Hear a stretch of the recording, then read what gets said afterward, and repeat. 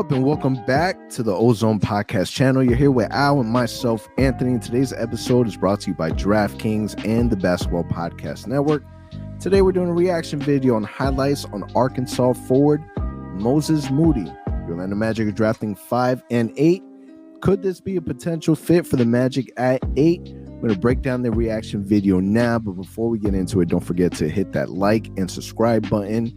And let's get into it. Al, drop the video. Let's do it. Here we go. All right.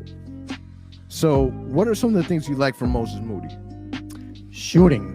That's the number one thing. Guy can shoot the ball really well from three-point range. Shot 38% last season. Another thing that I really like about him, defense. Kid hustles, plays really solid defense on that end. So as a Magic team that lacks shooting and they like defensive players, look at that. You gotta like this kid. That's nasty. Gotta like him. So yeah, and you see he has that quick jab step. What's great about him is with him being a shooter, you almost believe everything that he does. So you can kind of see that he has a lot of pump fakes in his game.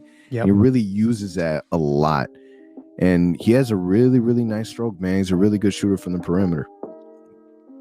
I mean, that's the thing that I like him most. He's going to come to the league right away and shoot the ball really well. Now, one thing he's not known for, it's just what we just saw right now, is the fact that he's able to finish well inside, which with his size is kind of surprising, but there's a defensive effort right there. So he's a kid that, again, can shoot the ball well, play defense, but needs to work on his inside game and finishing around the rim. But the shooting, as you can see, is a beauty. Look at that. He's got that really, really nice jab step. One of the things that really stands out to me about him is that, you know, he doesn't allow the defense to really dictate his speed of his shot. It seems as if he's going to take his shot no matter if you're there or not. It's the exact same speed, which kind of scares me a little bit at the elite level, because if he doesn't speed up, because I mean, typically you take a look at it, man, we're averaging about 3 seconds on that pull up. Yep. You really want that shot to kind of speed up a little bit. Yeah, that's right. I never thought of that. But look at this. I mean, he's got an in-between game too. Like people don't talk about it too much, but he's got a little bit of a mid-range game right there. Again, we see it. So it's not only 3-point shots, but I think I've heard you say this before. It's mostly catch and shoot. That's the thing that you kind of see with him a lot. But I mean, imagine him on the Magic though, man. He would look good for sure. Average about 17.4 points a game. And he's someone that, you know, the experts are saying that he can't be a lead scorer for an elite team in the NBA. But I mean, he's an offensive player, man. And he's someone that, you know, if for a team that lacks that offensive power, you know, he's someone that can really, really help out with that shooting. Yeah, for sure. And again, it's someone that can step in right away. I feel like he has an NBA body already. Look at that, taking a hard foul there. But he can step in right away, and you know what his role will be, 3 and D. Like, you're not getting anything surprising with him next season. That's what he does. And again, you can see his shot right there.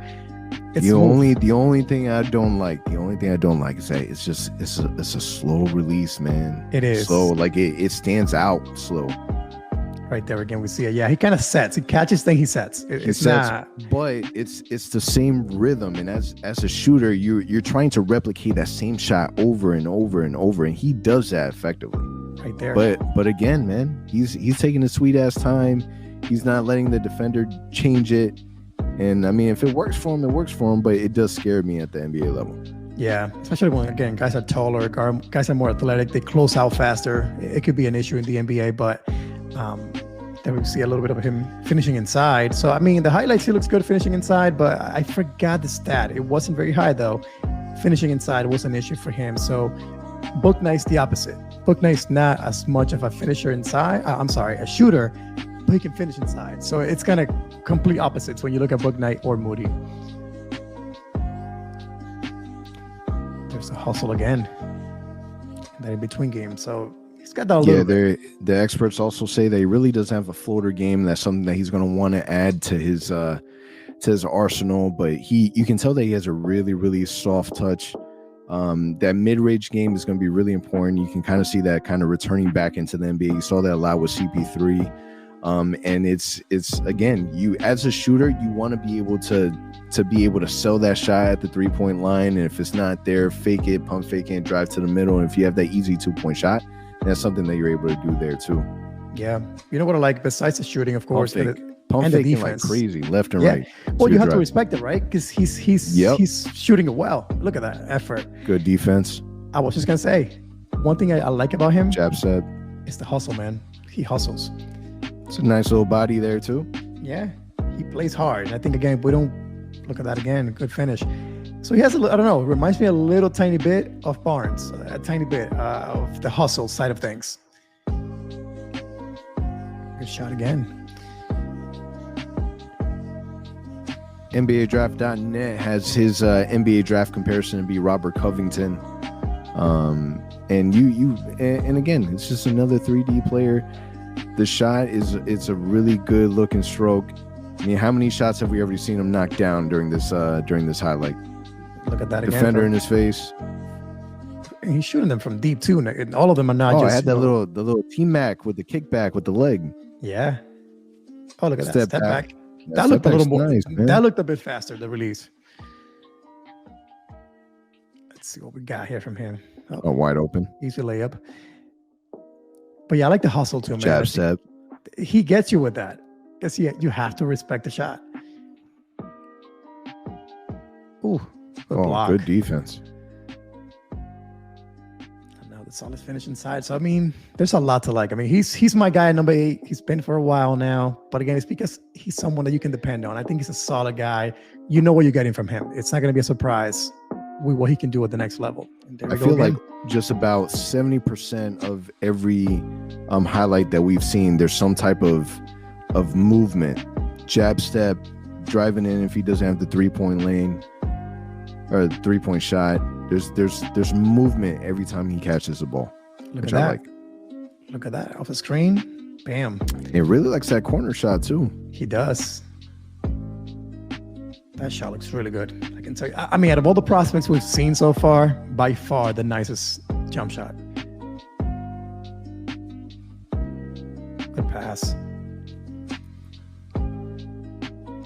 So what are you thinking? Have you seen a lot of tape on him, or is this your first time kind of watching Moody? This is really the first time that I've seen a full highlight of him. You've been a big fan of Moses Moody. He's the one that you won with the 8th pick. I'm still on the James Book Knight train, and that's probably why I haven't seen a whole lot of Moses Moody, because I haven't wanted to convince myself out of it. But I really like the shooting. I really like the shooting a lot.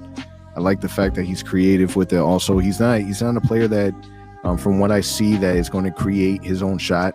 It's more of a catch and shoot type of player. Yep.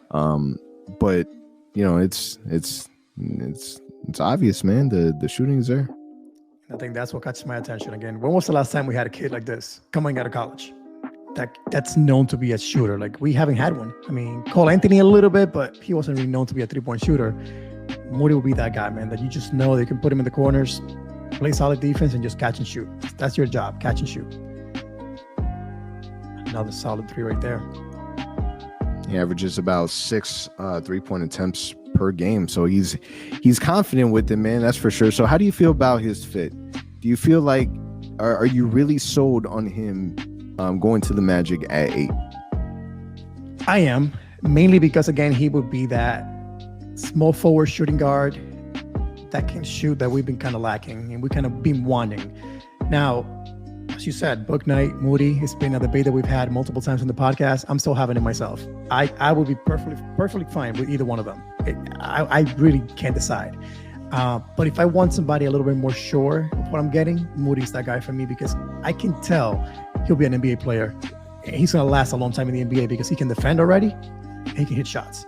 Yeah. Book Night, he's to develop a little more. Yeah, the Ringer has him set to be a safe bet, to be a productive player, but his ceiling is still pretty unknown. So we'll look to see what ends up happening. It's not a bad look at 8. The fit seems like it's there. The Magic definitely needs shooting, and he definitely has the shooting. So it's interesting. Well, it's going to be interesting to see where he ends up falling. And if he falls to Orlando at 8, wouldn't be mad. Wouldn't be mad at all. Not at all. All right. So appreciate you guys listening to this reaction video of Moses Moody. The draft for us is about 6 days away, or less than a week away. We'll see what ends up happening. Thank you guys for listening and watching. Don't forget to hit that like and subscribe button. Till the next one. Thank you for listening to the Ozone Podcast, the voice of Magic fans. Follow us on Twitter and Instagram at the Ozone Pod. And remember to subscribe and leave a 5-star review on all your favorite podcast listening platforms.